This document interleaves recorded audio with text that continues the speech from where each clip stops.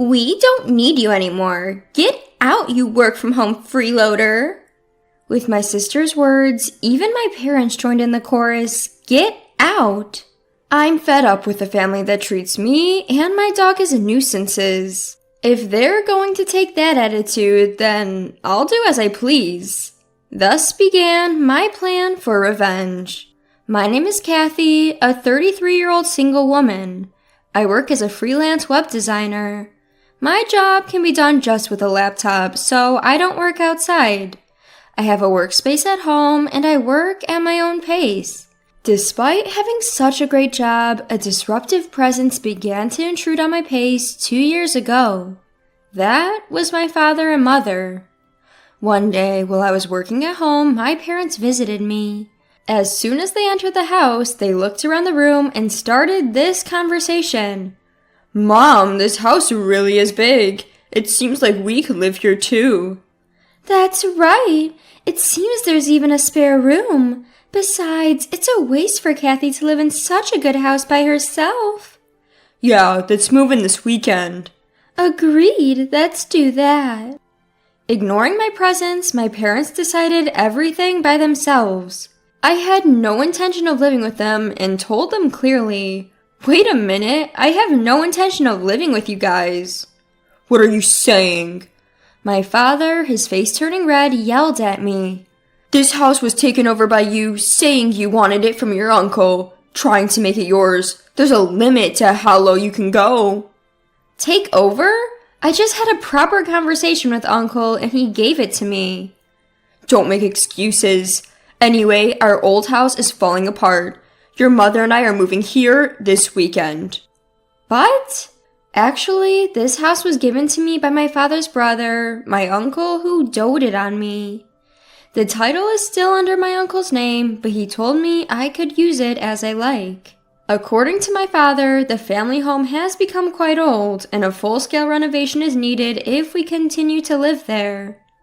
My mother is a housewife, and my father's salary isn't that high, so renovation isn't realistic. So that's why they set their sights on this house that I had inherited from my uncle. I was definitely not thrilled about it, but my parents had already decided to sell their own home and claimed to have no other place to go. I couldn't just leave them hanging, so I reluctantly started living with them. However, the moment they moved in, my parents began throwing sarcastic comments my way. Hey, Kathy, you're already over 30, aren't you? Don't you have any plans of getting married? I'm enjoying my work right now. Keep talking like that and you'll never get married. Why don't you learn something from your sister? My sister's married life isn't going that well, is it? Anyway, I'm fine for now. That's when my mother, who had been listening, interrupted. Hey, don't badmouth your sister like that. Unlike you, she's married and she's even working for a company, you know. I might not be married, but I'm doing a decent job too. You're always just messing around on your computer. You're probably making money through some shady means, aren't you? Shady means? I'm making a living doing legitimate work. No need to worry. How dare you talk back to your mother? You really are the complete opposite of your sister. That's how it was. My parents constantly compared me and my sister. Sure, my sister works for a company, but she's just a temp in an office job. I don't look down on temps, but I certainly earn more than she does. I understand that people from my parents' generation don't quite grasp the concept of working from home, but it was still hurtful to be constantly belittled. Then one day, as I was preparing dinner in place of my ever-idle parents, the doorbell rang unexpectedly. To my surprise, it was my sister Sandy, burdened with a huge amount of luggage. Huh? Sandy, what's going on? Long time no see, Kathy. This is sudden, but I'll be living in this house from today. As I failed to grasp the situation, I blurted out a bewildered, huh? What a large house. If Uncle was going to give it to someone, he should have given it to me. Whoa, hold on. Living here from today, I didn't hear anything about this. Didn't Mom and Dad tell you? I got divorced, you see. Divorce? So I'll be counting on you from today. Ignoring my shock, Sandy trudged upstairs and promptly took over an empty room. Despite my best efforts to resist, my parents sided with my sister Sandy, and I couldn't do anything about it. From that moment, my stress just kept piling up. Sandy had quit her job after her divorce, spending her days talking ill of me with our mother. Hey, Mom, isn't this dress cute? Oh, yes, indeed. Sandy, you're so pretty, it will definitely suit you. Do you think so, too? It's totally not something Kathy would wear, right? Well, Kathy is a bit plain, you see. That's why she can't get hired anywhere. All she can do is play online at home. Mom, you can't just say the truth like that. By my side, as I was preparing for dinner, they made sure I could hear their conversation. I was dying to retaliate, but doing so would only give them what they wanted. So, no matter what they said, I just continued to live without any reaction. Then, one day, a friend of mine had a litter of 4 puppies, and I decided to adopt one of them. I named him Muffin. He's a little black chihuahua. Has the most adorable round eyes. When he looks at me, he wags his tail as if it might break off. Owning a chihuahua has been a dream of mine since I was a child. Working from home can be lonely, so I thought Muffin could provide some much-needed comfort. From today onwards, you're Muffin, okay? Woof! I didn't particularly consult with my family when I decided to adopt him. After all, this is my house, and I am the one who is going to bear all the expenses for Muffin, so I don't see why they should have any complaints. When I brought Muffin home, as expected, my parents and Sandy started complaining. Hey, we didn't hear anything about you getting a dog. Exactly. Dogs smell, don't they? I hate odors. Kathy, how could you just bring a dog home without consulting us? We didn't approve of this. As they hurled their complaints at me, I flatly told them. Firstly, I didn't pick him up off the street. A friend gave him to me. Also, I'm the one who's going to bear all the expenses for Muffin, so there shouldn't be any issue. What I choose to keep in my house is my business. If you have any complaints, you're free to leave. At first, they complained vehemently, their faces flushed with anger. But within a few hours, they were smitten by Muffin's cuteness and began to fawn over him. Aren't you cute? Are you mommy? Are you daddy? Or are you sis? Look over here, sweetheart. Wait a minute, what happened to their anger just a moment ago? Was it all a dream? My whole family was utterly fascinated by Muffin. Since then, they were constantly fussing over Muffin. Thanks to this, their hostility towards me had lessened, and I was able to spend relatively calm days. Then, one day, an event occurred that broke this tranquility. While I was out for an errand, I received a call from my sister, Sandy. Hello? Come back home now! What? In response to my sister's sudden shout, I asked, what happened? She vented her anger, shouting back at me. It's not what happened. Muffin did his business on my clothes. What if they smell? Oh, that? Just wash it quickly and it'll be fine. And isn't it your fault for leaving your clothes all over the floor? What? It's my fault. It's your poor training that's to blame. Enough. Muffin is still a puppy, you know. If you take him out for a walk, he won't do his business at home. You said you were excited to walk Muffin today. Did you actually take him? Well, I was going to take him later, and it's all because you didn't teach him properly. Pay me for the clothes. As expected, when I got home, my sister was extremely angry. Both my parents had been informed, and they were glaring at me, standing with Sandy. Sandy threw the soiled clothes at me and started freaking out again. I'm going to charge you for the cleaning costs, okay? Why should I? It's because you didn't take him for a walk and left your clothes thrown on the floor. Shut up! Don't talk back! It's because you brought this stupid dog home that this happened. What are you going to do about it? Stupid dog? You were quite fond of him before. Isn't it harsh to call him a stupid dog just because he had a little accident? It's because your poor training. Take responsibility. Why can't my family think of anything other than their own convenience? While I was appalled by my selfish sister, my parents chimed in. Hey, Kathy, shouldn't you at least apologize to Sandy first? That's right. All of this happened because of that muffin you brought home. Can both of you give it a rest already? Puppies are like babies. Can't you forgive them for making mistakes once in a while? Pathetic. This situation only happened because of this stupid dog. Kathy, you made the right choice by not getting married. If you became a mother, I doubt you'd raise a decent child. What? How dare you say something like that? If you took it for walks properly and kept the house tidy, none of this would have happened. Finally, my sister raised her eyebrow and pointed at me and said, I can't take it anymore. I don't need you or this dumb dog. Get out of this house. What? Didn't you hear me? I said, get out. We don't need a home-working freeloader here. A home-working freeloader? How can currently jobless say such a thing?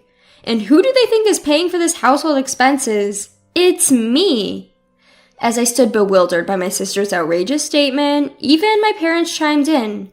That's right. Kathy, leave this house. Your presence only makes us feel worse. You're a jinx. All three kept repeating, get out in front of me. At that moment, my anger exploded. That's it. I've reached my limit. If this is how it's going to be, just wait. I, who had decided to take revenge on my family, packed my things and left the house with Muffin. In the end, my sister added fuel to the fire. This is all your fault, you know. If you had just listened to me obediently, none of this would have happened. They still don't seem to understand their situation, even though hell awaits them. Well, never mind. You three enjoy yourselves in that house. Suppressing my grinning mouth, I left the house with Muffin. A few days later, as expected, my sister suddenly called. Kathy, help! The house is... What happened to the house? All of a sudden we were told, leave by the end of this month. So? What? So what's the problem? What do you mean, what's the problem? Why do we have to leave? Well, I've decided to sell the house. What? At my words, Sandy seemed to freeze. With a trembling voice, she barely managed to get the words out. What? What does that mean? You've decided to sell it? You don't have the authority? Well, I do. You see, that house has been mine a month ago. What? Yes, I had officially received the house from my uncle. Of course, the title is in my name. It's no surprise that Sandy was shocked. I hadn't told anyone about this. You're kidding, right? Even if the title was transferred to you by Uncle, you can't just sell it so easily. I was worried too, but right after you told me to leave, I consulted with Uncle. He said, The house is yours now, Kathy. Do what you want. You should get away from that stupid family as soon as possible. What? No way! Whether they'd been listening to my conversation with Sandy over the phone speaker or not, my parents started to make a fuss. Hey, Kathy, cut it out. We have no other place to live if we leave the house. That's right. It's unthinkable to do this to your own family. If you're a good daughter, show some respect to your parents. Respect? I asked them with a quiet voice. What are you talking about? You've always looked down on me compared to Sandy. Who do you think has been supporting your life for the past few years? You all had nowhere to live, so I reluctantly let you all live with me. With an unusually strong tone, my parents were at a loss for words. Without waiting for a response, I continued. Who treated me and Muffin like nuisances and kicked us out? It was you guys, wasn't it? Trying to be happy by driving out the original resident is shameless. You people belong to hell. At my outburst, my father begged, Please help us. We're sorry. I don't care. Fend for yourselves, you idiots. With that, I hung up the phone with a loud click. Next, I blocked every family member's contact. Seeing me raise my voice, Muffin looked up at me with a worried woof. I held Muffin close. I'm sorry, Muffin, for shouting. It's all right now. I will protect you. I'm really glad that I was able to get Muffin away from that family that treated him so poorly. Later on, it seems my parents and sister were forced to move out of the house at the last minute despite their desperate clinging. With my father's meager income and my unemployed mother and sister, there's no way they can lead a decent life. According to the rumors, my sister is constantly being nagged by my parents to get a job. Their family relationship seems to be getting worse by the day. Although I have no interest in how they live, there's no doubt that their standard of living has plummeted since I left. This is indeed the case of reaping what you sow. Serves them right. Meanwhile, I'm spending my days in fulfillment with my beloved dog in a new pet-friendly apartment. I can work whenever I want, and no one can complain about it anymore. I can use my earnings solely for myself and my dog. I am extremely happy with my life now. Muffin, let's go to the dog park today. Woof. Muffin seems more lively. Maybe it's because that noisy family is gone. From now on, I want to protect Muffin for the rest of my life and lead a peaceful life.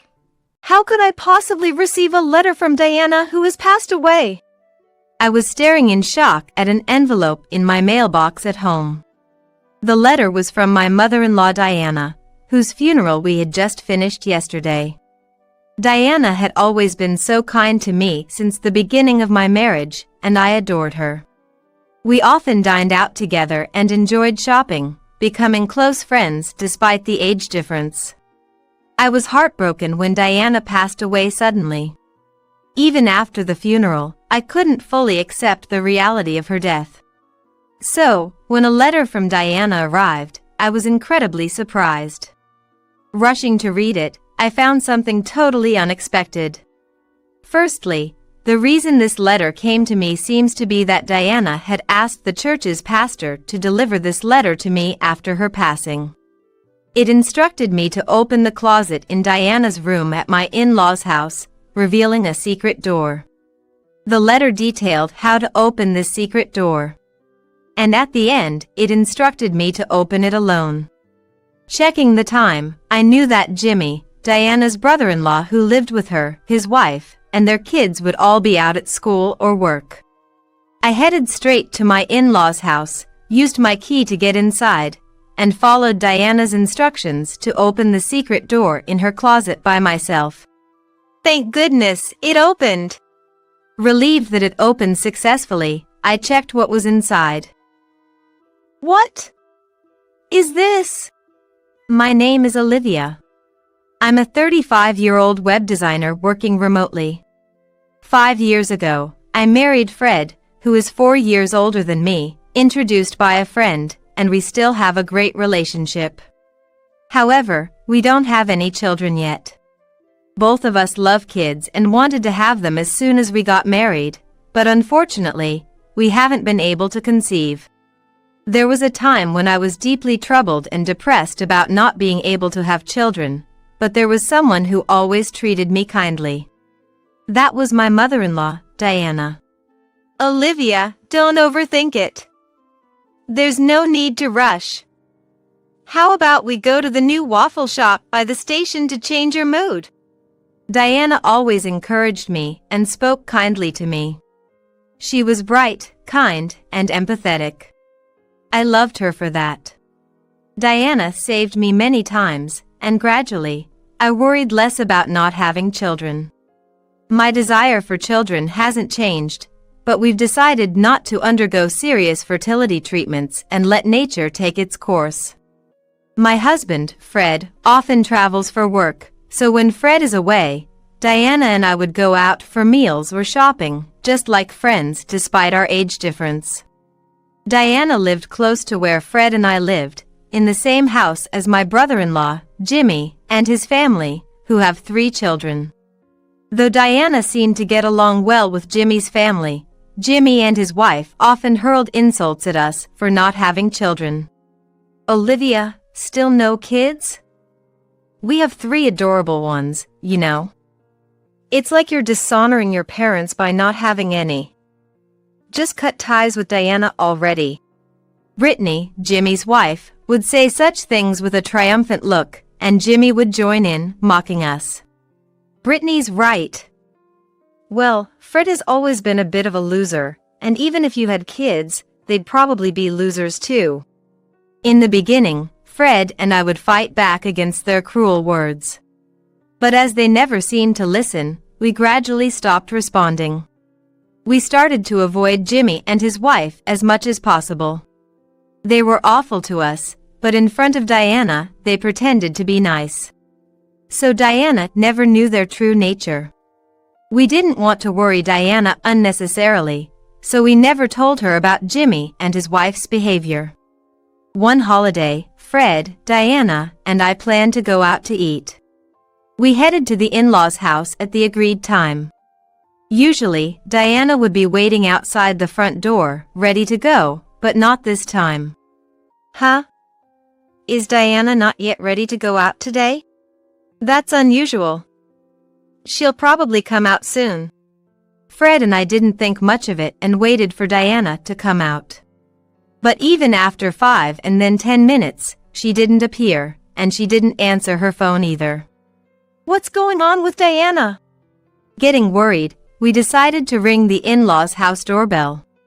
When there was no response, we used our spare key to enter.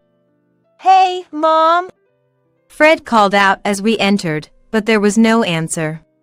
Feeling uneasy, we hurried to find Diana and discovered her collapsed in a room. Diana!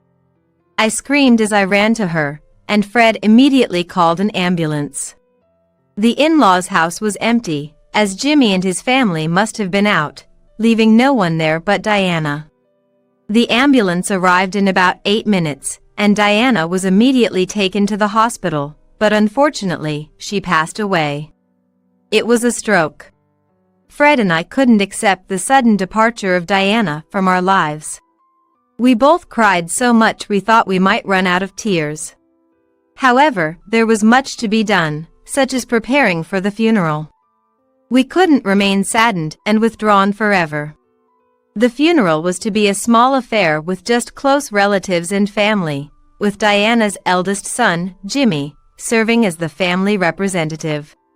For Diana's sake, Fred and I began preparations in coordination with Jimmy. Yet, even as we contacted relatives and met with the church, I sensed an air of reluctance from Jimmy. He didn't seem to mourn Diana's death, but at the funeral, he fulfilled his duties as a family representative, at least minimally. However, after a brief chat with the relatives, I immediately called for Fred. Since I left the gathering so abruptly, the relatives looked at Jimmy with displeasure. Furthermore, at the meal with relatives after the funeral, Jimmy was the first to take his seat and showed no intention of standing up again. Even if Fred made greetings, he just drank beer. Brittany, too, was just drinking beer beside him. So Fred and I hurriedly went around to the relatives, thanking them for coming and sharing memories of Diana. Perhaps influenced by their parents' behavior, Jimmy and Brittany's 3 children were engrossed in their handheld gaming devices, laughing loudly and playing with each other, an inappropriate behavior for a post-funeral gathering. None of Jimmy's family seemed to mourn Diana's death. The relatives must have sensed their attitude as they avoided speaking with Jimmy and his wife, choosing instead to share their farewells and memories with Fred and me. Even as the relatives' attitudes changed overtly, there was no change in Jimmy's family's behavior. They kept ordering beer after beer, talking about the inheritance and plans for vacationing during their break. It was disrespectful, considering how much Diana had done for them during her life. I couldn't help but look at Jimmy's family with disdain. The next day, Fred left early to take care of various formalities. Alone at home, I went to check the mailbox for the newspaper and noticed an envelope inside. Who could it be from? I picked up the letter to check, and to my surprise, it was addressed to me and the sender was none other than Diana. How could there be a letter from Diana? Surprised, I went back into the living room to open the letter. The letter contained something entirely unexpected. It appeared that Diana had arranged with the church's pastor to send this letter to me after her passing. The letter included instructions to open the closet in Diana's room at the in-laws' house, how to find and open a hidden door within the closet, and the contact information of a lawyer Diana had dealings with. The final instruction was to ensure I opened the closet alone. I read Diana's letter over and over. Though Diana was slender, her handwriting was large and forceful. Indeed, the powerful signature that seemed to embody Diana's very essence made me take a deep, refreshing breath.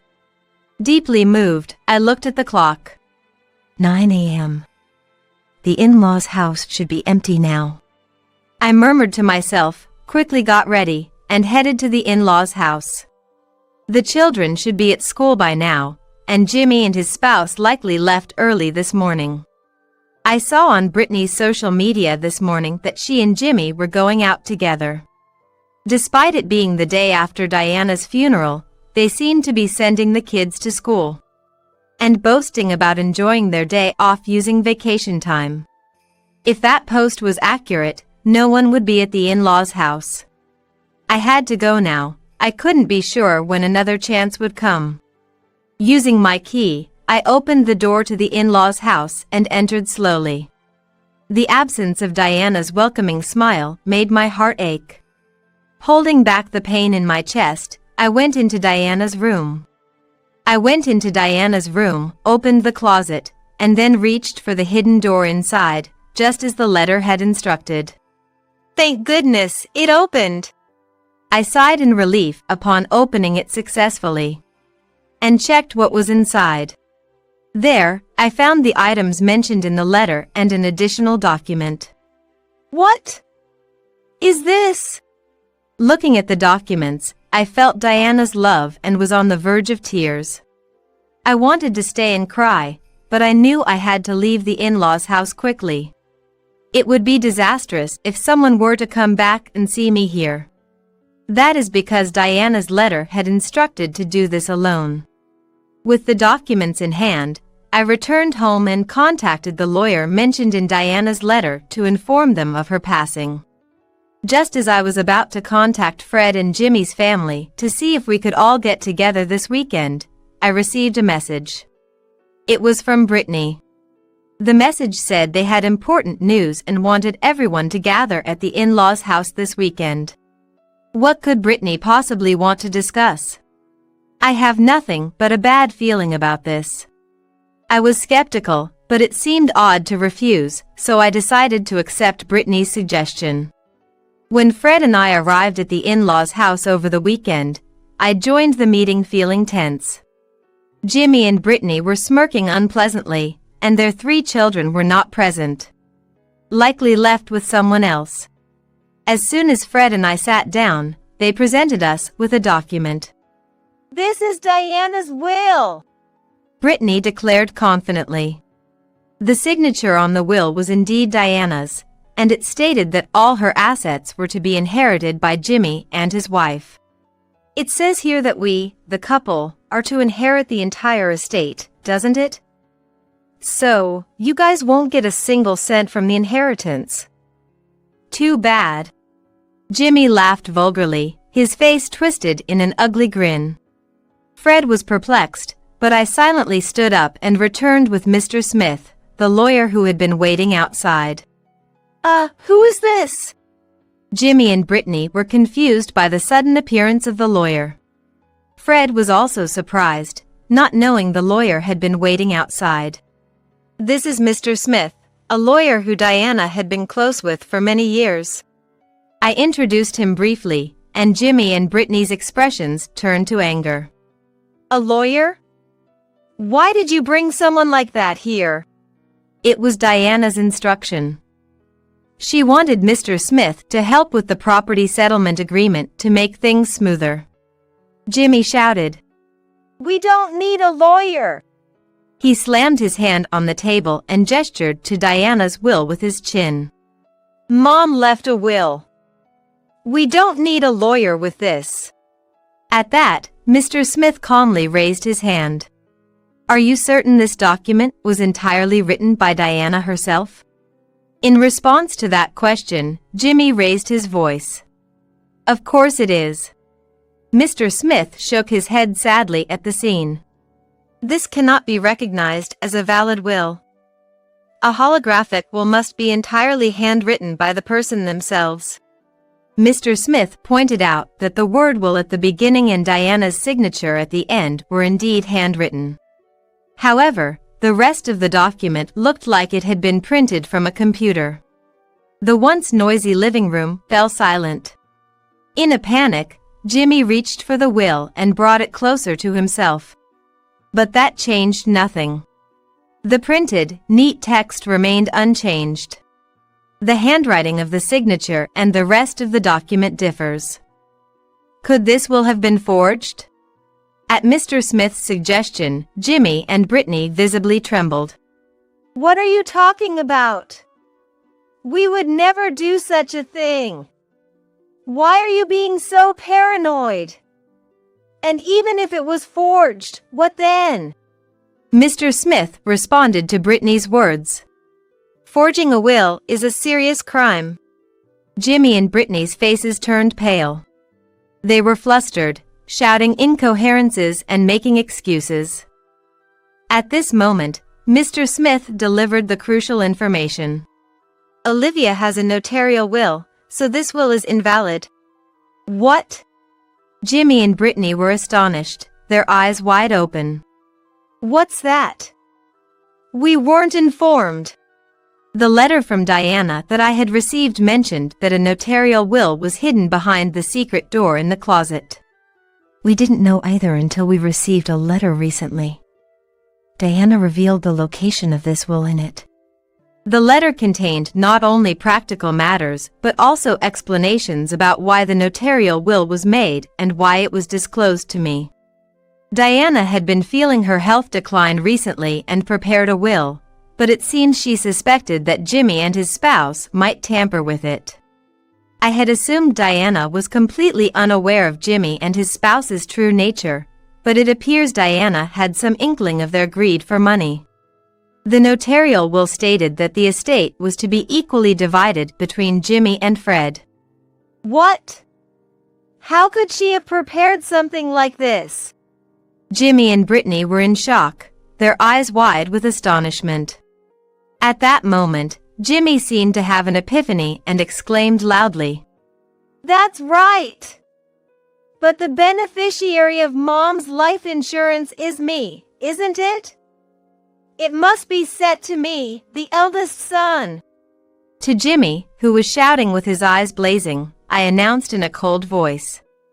In addition to the notarial will, Diana also entrusted me with a life insurance policy. I am named as the beneficiary. Inside the hidden door of the closet, there was not only the notarial will, but also the life insurance policy. Jimmy and his wife stared at the notarial will and the life insurance policy in disbelief. I didn't hear about this. I don't know anything about this. It's normal not to be notified when the beneficiary of a life insurance policy is changed. Jimmy protested, banging on the table, but Mr. Smith was firm. Fred, looking puzzled, asked me, When did Mom entrust Olivia with these? I had no idea. Did she not want to tell me? I smiled at Fred and explained. It was written in the letter from Diana. She wanted to tell you as well, but it was safer to entrust it to just me to avoid Jimmy and his wife catching on. I see. You and Mom were really close, after all. While Fred and I were talking, Brittany interrupted us hysterically. I won't accept this. Why should you, who never even showed Diana your children, inherit her estate? This is ridiculous. I can't accept this at all. That's right. You childless ingrates don't deserve Mom's estate. We lived with her just for the inheritance. It's outrageous to split it. The entire estate should be ours. Jimmy, too, was red-faced and yelling. Brittany continued with her selfish claims. We have 3 children, you know? As compensation for not giving Diana grandchildren, you should relinquish the entire estate to us for our children's future. We, who gave her 3 grandchildren, are far more worthy than you. So, the estate should all be ours. Unfazed by Brittany's fervor, I calmly stated, "What you're saying is nonsensical. Please calm down." Brittany, infuriated by my composed demeanor, yelled, Your smug attitude is infuriating. Just give us the money. Useless woman. As she screamed, Brittany lunged at me. Fred and Mr. Smith quickly intervened, but Brittany managed to punch me in the head before they could stop her. Ouch! Brittany's hands, adorned with several large rings, felt like brass knuckles, causing a dull pain that made me cry out. Stop it! Fred and Mr. Smith pulled Brittany away, but she, still unrestrained, reached out to me again in her frenzy. Give me the inheritance. I deserve it all more than you do. I have 3 children, after all. Brittany's eyes were bloodshot, her face demonic. Jimmy, encouraging Brittany in such a manner, an enraged Fred called the police. Go on, do it more. Soon after their arrival, Fred and Mr. Smith explained the situation to the police. Jimmy and his spouse were then taken away by the police. Left behind, Fred and I thanked Mr. Smith and decided it was best for him to go home for the day. What was supposed to be just a discussion about creating a property settlement ended up being a terrible ordeal. Fred and I solemnly agreed to visit later with some sweets as an apology. Fred was very concerned about me being hit by Brittany, but when I told him that the headache had completely subsided, he seemed relieved. Amidst the tumultuous developments, I muttered to myself, That was quite an intense experience. Then, Fred shared his thoughts with me. You know, Brittany always makes a big deal about her kids. She's always said how great she is for giving Mom 3 grandchildren. Don't you think she's too obsessed with money? Indeed, Brittany had always overly emphasized her children, and her greed for money earlier was intense. Well, yes. Even with the inheritance, Diana wanted to divide it equally, but Brittany wanting it all is a bit abnormal. The look on her face when she was hitting me was terrifying. Right? It's kind of abnormal. Fred fell silent, lost in thought. What's wrong? Is something bothering you? I asked, unsure of what Fred was getting at. Yeah. There's something I've been thinking about. I want to suggest to my brother that we should do DNA testing for his 3 children. I was taken aback by Fred's unexpected suggestion. DNA testing? Yes. And I'm thinking of suggesting an investigation into Brittany's background too. Something just doesn't sit right with me. It's just a hunch. Although I felt it might be unnecessary, I knew Fred's instincts had often been right in the past. All right. If you think so, let's propose it to Jimmy. When Fred brought up the matter with Jimmy, Jimmy ridiculed and yelled at him fiercely. Just because you can't have kids, don't go doubting mine. Though Jimmy shouted in protest, he snatched the DNA testing information from Fred as they parted, which might indicate some underlying concern on his part. The first results to come in were from the DNA testing of Jimmy and the children. It turned out that the 2 youngest were not biologically related to Jimmy. I had my suspicions about the youngest since they didn't really resemble either parent, but the middle child too. Fred was speechless. Perhaps motivated by the results, Jimmy also conducted a thorough investigation into Brittany's background. It was revealed that Britney had relationships with multiple men even before marrying Jimmy. Moreover, she had recently been discovered by the wives of her lovers, who then demanded compensation from her. Britney, who spent more time at home than Jimmy, had been meticulously hiding this correspondence. The total amount of compensation demanded was far beyond what could be covered by Britney's salary or savings. As a result, Britney was desperately trying to secure Diana's entire estate for herself. Naturally, this led to a violent confrontation between Jimmy and Britney, throwing objects at each other and engaging in a physical fight. Their confrontation escalated to the point where blood was shed, and a neighbor, unable to tolerate the noise any longer, called the police. The arriving officers ended up taking both parties away. Already under scrutiny for forging Diana's will, now they've committed an assault as well. When the police investigated the two, it seems they uncovered numerous other offenses, including theft and harassing wealthy individuals.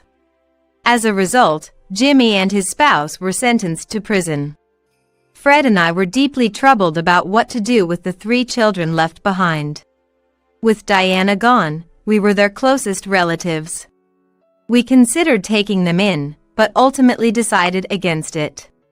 The children had fully absorbed their parents' attitudes, openly disparaging us as incapable and childless.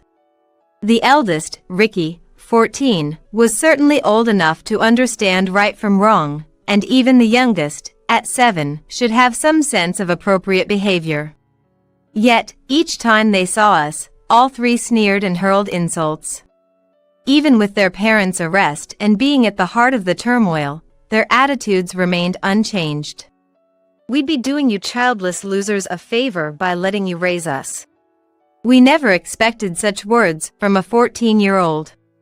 Faced with such hostility, we felt neither love for the children nor the belief that we could raise them to be decent individuals. In the end, we contacted Britney's parents and decided to cease all involvement with the children. It seemed the children themselves understood our firm stance, as Ricky remarked. We'd rather stay in a rundown house than staying with a useless couple without kids. We felt this was for the best, especially since they expressed such sentiments. It's worth noting that we never disclosed to the children the fact that the 2 younger ones were not biologically related to Jimmy. Whether to reveal the truth or not is something we've left to Jimmy, Britney, and their relatives. Fred and I decided to use the estate Diana left us to make a fresh start by moving to a distant location. It was a place rich in nature with lots of greenery, and both Fred and I were able to fit in quickly. There's a charming waffle shop near our new home, and every time we pass by, I think of Diana and how I would have loved to take her there if she were still alive. Soon after we moved, I was blessed with the child I had long wished for. When I used the pregnancy test and saw the positive result appear, I couldn't help but shout in surprise and overwhelming joy. Later, when I went to the obstetrician-gynecologist and had it confirmed by the doctor, I was assured that I was indeed pregnant without a doubt. Fred and I embraced, both of us shedding tears of joy. I couldn't help but think how happy Diana would have been if she were still alive to witness this. Additionally, the business plan I had been quietly preparing is progressing well. Both Fred and I are working hard for our forthcoming child, leading fulfilling lives filled with happiness.